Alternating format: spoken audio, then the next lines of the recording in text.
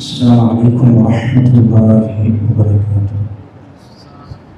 الحمد لله والصلاة والسلام على رسول الله وعلى آله وأصحابه الفائزين برضا الله. يا أيها الذين آمنوا اتقوا الله حق تقاته ولا تموتن إلا وأنتم مسلمون. يا സ്നേഹം നിറഞ്ഞ വിശ്വാസികളെ സഹോദരങ്ങളെ, അല്ലാഹുവിന്റെ രക്ഷയും സമാധാനവും റബ്ബ് സദാ നമ്മിൽ വർഷിപ്പിക്കുമാറാവട്ടെ.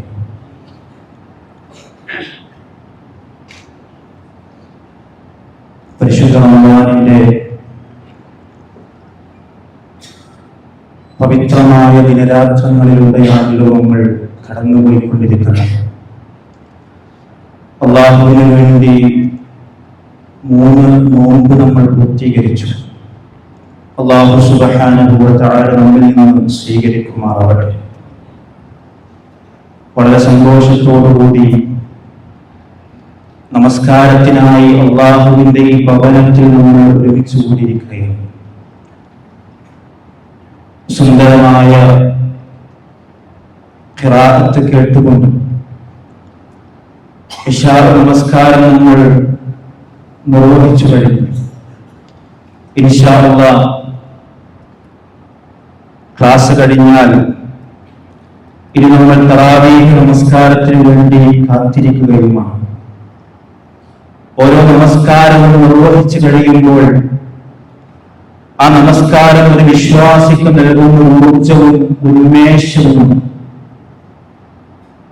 ഓരോ നമസ്കാരവും നമുക്ക് ആ നിലക്കൊരു ഉന്മേഷം നൽകുന്നുണ്ടോ, ഊർജം നൽകുന്നുണ്ടോ, നമ്മുടെ നമസ്കാരം നമുക്കൊരു ആസ്വാദ്യകരമായി മാറാറുണ്ടോ എന്ന് നമ്മൾ ഓരോരുത്തരും പരിശോധിക്കേണ്ടതുണ്ട്.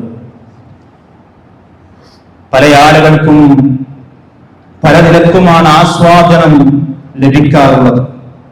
ആസ്വാദനത്തിനായി പലരും സംഗീതം കേൾക്കാറുണ്ട്, സിനിമ കാണാറുണ്ട്, വിനോദങ്ങളിൽ ഏർപ്പെടാറുണ്ട്, അതുപോലെ യാത്രകൾ ചെയ്യാറുണ്ട്. സഹോദരങ്ങളെ, സഹോദരിമാരെ, ഒരു വിശ്വാസിയെ സംബന്ധിച്ചിടത്തോളം നമ്മുടെ നമസ്കാരം നമുക്കൊരു ഊർജവും അതുപോലെ ആസ്വാദ്യകരവുമായി മാറേണ്ടതുണ്ട്. ആ നിലക്ക് നമ്മുടെ നമസ്കാരം പൂർണ്ണമാകാറുണ്ടോ എന്ന് നമ്മൾ പരിശോധിക്കണം. മനസ്സ് വേദനിക്കുന്ന സമയത്ത് 2 റക്അത്ത് നമസ്കരിക്കുമ്പോൾ നമുക്ക് ലഭിക്കുന്ന ഒരു ആശ്വാസമുണ്ട്. 2 പേജ് പരിശുദ്ധ ഖുർആൻ പാരായണം ചെയ്യുമ്പോൾ നമ്മുടെ മനസ്സിന്റെ ഉള്ളിലെ വേദനകൾ മാറാറുണ്ട്. അത് ഖുർആനിന്റെ പ്രത്യേകതയാണ്, അത് നമസ്കാരത്തിന്റെ പ്രത്യേകതയാണ്. ആ നിലക്ക് പൂർണ്ണതയോടെ നമസ്കരിക്കാൻ എനിക്കും നിങ്ങൾക്കും സാധ്യമാകാറുണ്ടോ എന്ന് നമ്മൾ ഓരോരുത്തരും പ്രിയമുള്ളവരെ പരിശോധിക്കേണ്ടതുണ്ട്. അല്ലാഹുവുമായി ഒരു അടിമ ഏറ്റവും അടുക്കുന്ന സമയം എന്ന് പറയുന്നത് സുജൂദിന്റെ സമയത്തിലാണ് എന്ന് നമുക്കറിയാം. സഹോദരങ്ങളെ, ആ സുജൂദിന്റെ പ്രാധാന്യം ഉൾക്കൊണ്ട് നമസ്കാരത്തിന്റെ മഹത്വം മനസ്സിലാക്കി നിർവഹിക്കുമ്പോഴാണ് നമസ്കാരം നമുക്കൊരു ആശ്വാസവും ആസ്വാദ്യകരവുമായി മാറുന്നത്.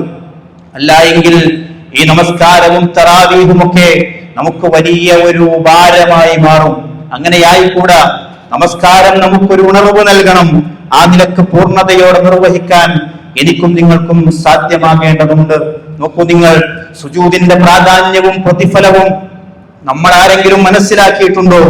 വ്യത്യസ്ത സുജൂദുകൾ നമ്മൾ പഠിച്ചിട്ടുണ്ട്. ഒന്നാമത് സുജൂദ് ശുക്റാൻ അഥവാ നന്ദിയുടെ സുജൂദാൻ.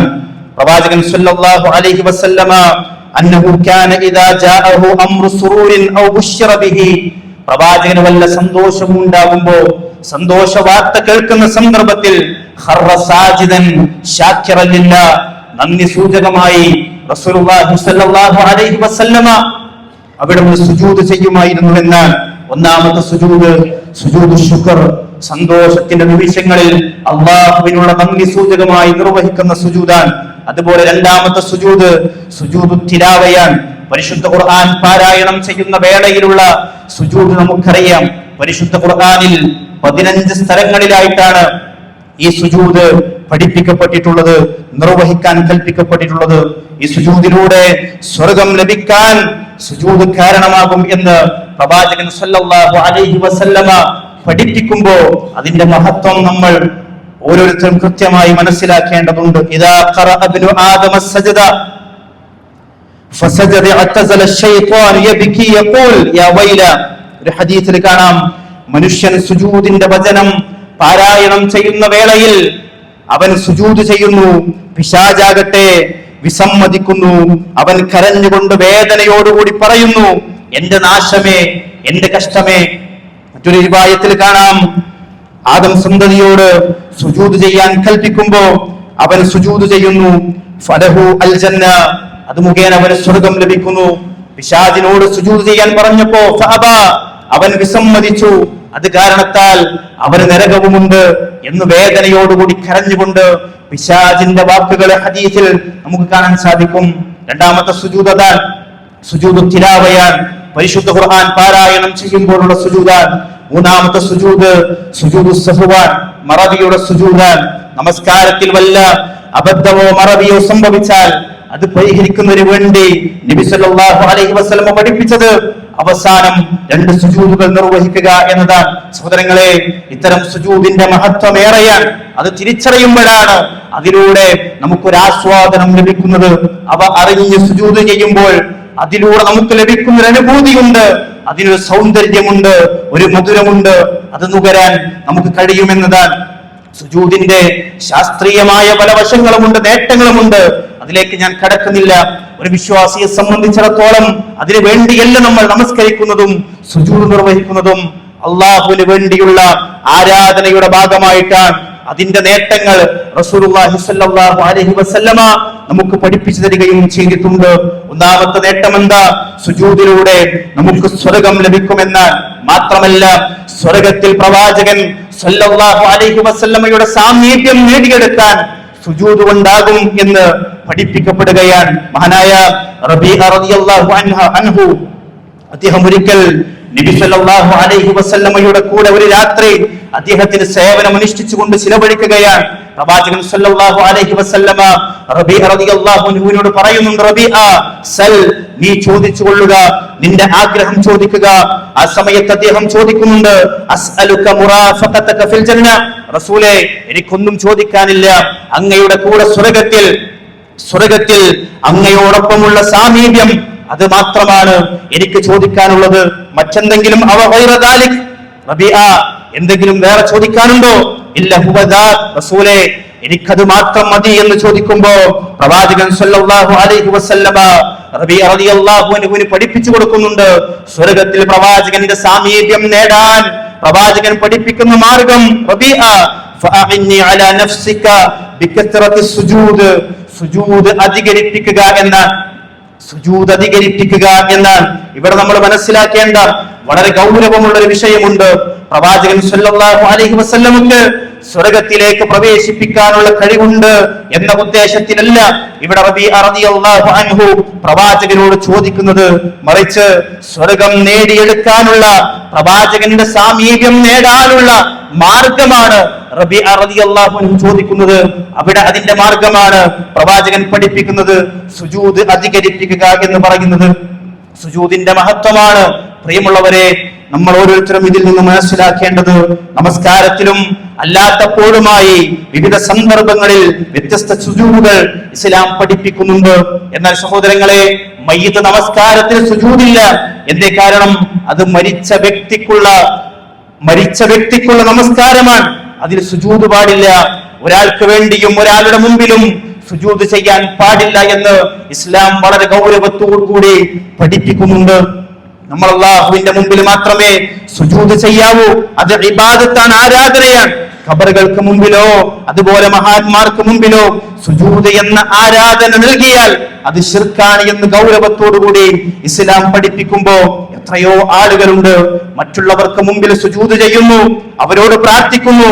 ആരാധനയല്ലാതെ ആദരവ് എന്ന നിലയിൽ നബി സല്ലല്ലാഹു അലൈഹി വസല്ലമയുടെ ഉമ്മത്തിന് സഹോദരങ്ങളെ സുജൂദ് പഠിപ്പിച്ചിട്ടില്ല.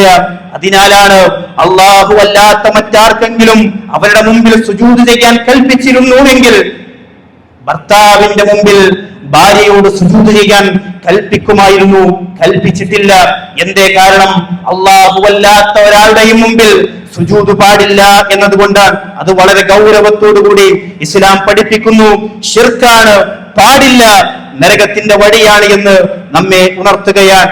സുജൂദ് ചെയ്യുന്ന സന്ദർഭത്തിൽ നമുക്കറിയാം 7 അവയവങ്ങൾ നിലത്ത് പതിയണമെന്ന് നമുക്കറിയാവുന്നതുപോലെ നെറ്റിയും മൂക്കും കൈപ്പടങ്ങളും കാൽമുട്ടുകളും കാൽവിരലുകളും എല്ലാം നിലത്ത് പതിഞ്ഞ് അതിന്റെ പരിപൂർണതയോടുകൂടി സുജൂദ് ചെയ്യുമ്പോഴാണ് ആ സുജൂദിലൂടെ നമുക്ക് അല്ലാഹുവിനെ അനുഭവിക്കാൻ സാധ്യമാകുന്നത്.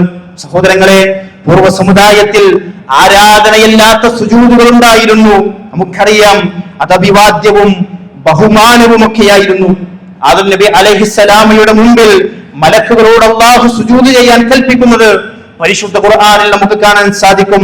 വഇദ് ഖുൽനാ ലിൽ മലായികതി ഇസ്ജുദൂ ലി ആദം ഫസജദൂ ഇല്ലാ ഇബ്ലീസ അബാ വസ്തക്ബറ വകാന മിനൽ കാഫിരീൻ. ആദം നബി അലൈഹിസ്സലാമക്ക് സുജൂദ് ചെയ്യാൻ കൽപ്പിച്ചപ്പോ മലക്കുകൾ അനുസരിക്കുന്നു, സുജൂദ് ചെയ്യുന്നു. പിശാചാകട്ടെ അബാ വസ്തക്ബറ, അവൻ അഹങ്കരിക്കുന്നു, വിസമ്മതിക്കുന്നു. പരിശുദ്ധ ഖുർആൻ പഠിപ്പിക്കുന്നുണ്ട്, യൂസുഫ് നബി അലൈഹിസ്സലാമക്ക് സഹോദരന്മാർ ചെയ്ത സുജൂദ് പരിശുദ്ധ ഖുർആൻ പഠിപ്പിക്കുന്നുണ്ട്. വറഫഅ അബവൈഹി അലൽ അർശ് വഖറൂ ലഹു സുജ്ജദ. മഹാനായ യൂസുഫ് നബി അലൈഹിസ്സലാമയുടെ മുമ്പിൽ തന്റെ മാതാപിതാക്കളെ രാജപീഠത്തിൽ കയറ്റിയിരുത്തി അവർ അദ്ദേഹത്തിന് മുമ്പിൽ സുജൂദ് ചെയ്തു എന്ന് പരിശുദ്ധ ഖുർആനിൽ നമുക്ക് കാണാൻ സാധിക്കും. അതുപോലെ മലക്കുകൾ തസ്ബീഹ് നടത്തുന്നു, അവർ സുജൂദ് ചെയ്യുന്നു. യുസബ്ബിഹൂന ലഹു വലഹു യസ്ജുദൂൻ. മലക്കുകൾ തസ്ബീഹ് ചെയ്യുന്നുണ്ട്, അവർ സുജൂദ് ചെയ്യുന്നുണ്ട് എന്ന് നമുക്ക് കാണാൻ സാധിക്കും. സഹോദരങ്ങളെ, ആകാശഭൂമികളിലുള്ള എല്ലാ ജീവജാലങ്ങളും അല്ലാഹുവിന് വേണ്ടി സുജൂദ് ചെയ്യുന്നുണ്ട്. അലം തറ അന്നല്ലാഹ യസ്ജുദു ലഹു മൻ ഫിസ് സമാവാതി വമൻ ഫിൽ അർദ് വശംസ് والقمر والنجوم والجبال والشجر والدواب وكثير من الناس. പരിശുദ്ധ ഖുർആൻ പഠിപ്പിക്കുകയാണ്, നീ കാണുന്നില്ലേ അല്ലാഹു സുബ്ഹാനഹു വ തആലയുടെ മുമ്പിൽ ആകാശവും ഭൂമിയും സൂര്യനും ചന്ദ്രനും നക്ഷത്രങ്ങളും പർവ്വതങ്ങളും മരങ്ങളും ജന്തുജാലങ്ങളും എല്ലാം സുജൂദ് ചെയ്യുന്നുണ്ട്. മനുഷ്യരിൽ അധികം ആളുകളും ആ അള്ളാഹുവിന്റെ മുമ്പിൽ സുജൂദ് ചെയ്യുന്നതായി നീ കാണുന്നില്ലേ എന്ന് പരിശുദ്ധ ഖുർആൻ. സഹോദരങ്ങളെ, അവയുടെ സുജൂദിന്റെ രൂപം എങ്ങനെയാണ് എന്ന് നമുക്കറിയില്ല. അവയെല്ലാം എങ്കിലും റബ്ബിന്റെ മുമ്പിൽ സുജൂദ് ചെയ്യുന്നുണ്ട് എന്ന്. നമ്മുടെ അവസ്ഥ എന്താ? നമ്മുടെ അവസ്ഥ എന്താ? ഗൗരവത്തോടുകൂടി നമ്മൾ ആലോചിക്കേണ്ടതുണ്ട്. നമസ്കാരത്തിന് എത്ര കണിശതയോടുകൂടി കൃത്യതയോടുകൂടി നമ്മൾ പള്ളിയിൽ വരാറുണ്ട്. പരിശുദ്ധ റമളാനിൽ പോലും നമ്മുടെ മഗ്‌രിബിന്റെയും ഇശാഇന്റെയും സുബഹിയുടെയും അവസ്ഥ എന്താ? ജമാഅത്തായി പള്ളിയിലേക്ക് വരാൻ എത്ര ആളുകൾക്ക് കഴിയുന്നു? നമസ്കാരത്തിൽ പങ്കാളികളാകാൻ കഴിയുന്നു? ഇത് സൂചിപ്പിക്കുമ്പോ പരിശുദ്ധ റമളാനിൽ നമസ്കാരത്തെ കുറിച്ച് സൂചിപ്പിക്കേണ്ടതുണ്ടോ, ജമാഅത്തിനെ കുറിച്ച് പറയേണ്ടതുണ്ടോ എന്നൊക്കെ പലരുടെയും മനസ്സിൽ ചിന്തകൾ കടന്നു വന്നേക്കാം. നമ്മൾ പരിശോധിക്കുക, നോമ്പ് തുറക്കുന്ന ധൃതിയിൽ സഹോദരങ്ങളെ എല്ലാം കഴിച്ച് പള്ളിയിലേക്ക് വരുമ്പോ നമുക്ക് ജമാഅത്ത് നഷ്ടമാകാറുണ്ട് പലപ്പോഴും. ഇശാ ആകട്ടെ ഫുഡൊക്കെ കഴിച്ച് വയറു നിറഞ്ഞ് അല്പമൊന്ന് വിശ്രമിച്ച് പള്ളിയിലേക്ക് എത്തുമ്പോഴേക്കും പല റക്അത്തുകളും നമുക്ക് നഷ്ടമാകാറില്ലേ? സുബഹയാകട്ടെ എളുപ്പത്തിനു വേണ്ടി നേരത്തെ നമ്മൾ ഭക്ഷണം കഴിക്കുന്നു, അത്താഴം നേരത്തെ കഴിച്ച് കിടന്നുറങ്ങുകയാണ്. ഉറങ്ങി എഴുന്നേൽക്കുമ്പോൾ നേരം വൈകുന്നു. പള്ളിയിലേക്ക് എത്തുമ്പോൾ നമസ്കാരം ജമാഅത്തായി നിർവഹിക്കാൻ പലപ്പോഴും നമുക്ക് കഴിയാതെയാകുന്നു. അല്ല എങ്കിൽ പല റക്അത്തുകളും നമുക്ക് നഷ്ടമാകുന്നു. ഈ പരിശുദ്ധ റമദാനിൽ പോലും കൃത്യതയോടുകൂടി ജമാഅത്തിൽ പങ്കെടുക്കാൻ എനിക്കും നിങ്ങൾക്കും സാധ്യമാകുന്നില്ല എങ്കിൽ സഹോദരങ്ങളെ, നമുക്ക് വലിയ നഷ്ടമാണ് എന്ന് നമ്മൾ ഗൗരവത്തിൽ ആലോചിക്കേണ്ടതുണ്ട്. അതുകൊണ്ട് അല്ലാഹുവിന്റെ മുമ്പിൽ സുജൂദ് ചെയ്യാനുള്ള അവസരങ്ങളെ പരമാവധി നമ്മൾ ഓരോരുത്തരും ഉപയോഗപ്പെടുത്തുക. സുജൂദ് വർദ്ധിപ്പിക്കുന്നതിലൂടെ സ്വർഗം നേടിയെടുക്കാൻ നമുക്ക് കഴിയുമെന്ന് പ്രവാചകൻ പഠിപ്പിക്കുമ്പോ സുജൂദ് വർദ്ധിപ്പിക്കുക എന്നത് രണ്ടുള്ള സുജൂദ് മൂന്നാക്കുക എന്നല്ല, മറിച്ച് സുജൂദിന്റെ സമയം വർദ്ധിപ്പിക്കുക, അള്ളാഹുവിനോട് നമ്മൾ സുജൂദിൽ തേടിക്കൊണ്ടിരിക്കുക എന്നാണ്. അതുപോലെ നമ്മൾ സൂചിപ്പിച്ച വ്യത്യസ്ത സന്ദർഭങ്ങളുണ്ട്. അത്തരം സന്ദർഭങ്ങൾ സുജൂദ് ചെയ്യാനുള്ള അവസരങ്ങൾ ഉപയോഗപ്പെടുത്തുന്നതിലൂടെ അള്ളാഹുവിന്റെ പ്രവാചകന്റെ, സ്വർഗത്തിലെ പ്രവാചകന്റെ സാമീപ്യം നേടിയെടുക്കാൻ നമുക്ക് ഓരോരുത്തർക്കും സാധിക്കും എന്ന് പ്രവാചകൻ സല്ലല്ലാഹു അലൈഹി വസല്ലം പഠിപ്പിക്കുമ്പോൾ ആ നിലക്ക് കൃത്യതയോടുകൂടി നമസ്കാരം നിർവഹിക്കുക, അതുപോലെ സുജൂദ് ചെയ്യുക. ഈ സന്ദർഭത്തിലും സഹോദരങ്ങളെ, ജമാഅത്തായി നമസ്കാരം കൃത്യതയോടുകൂടി നിർവഹിക്കാൻ നമ്മുടെ മനസ്സിലൊരു കണിശതയുണ്ടാകണം. നബി സല്ലല്ലാഹു അലൈഹി വസല്ലം പറഞ്ഞല്ലോ, ഞാൻ അവസാനിപ്പിക്കുകയാണ്, ആരെങ്കിലും ജമാഅത്തായി ഇശാ നമസ്കാരം നിർവഹിക്കുന്നുവെങ്കിൽ അവൻ രാത്രിയുടെ പകുതിയോളം നമസ്കരിച്ചവനെ പോലെയാണ്. സുബഹ് ജമാഅത്തായി നിർവഹിക്കുമ്പോ പ്രവാചകൻ സല്ലല്ലാഹു അലൈഹി വസല്ലം പരിചയപ്പെടുത്തിയത് രാത്രി മുഴുവൻ നമസ്കരിച്ചവനെ പോലെയാണ്. എത്ര വലിയ പ്രതിഫലമാണ്, എത്ര വലിയ ഓഫറാണ് അത് ഈ റമളാനിലാകുമ്പോൾ.